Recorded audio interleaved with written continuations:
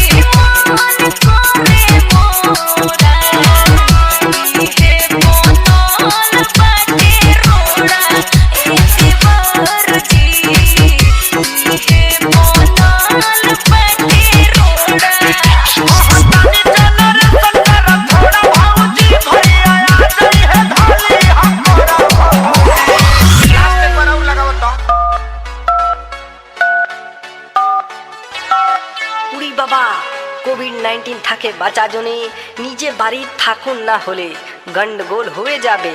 নিজেকে সাফ রাখুন, এইখানে বিনা কাম के ना আসবো, नहीं तो पुलिस धासबो। थोथुन मत न तो उठा ले दाई।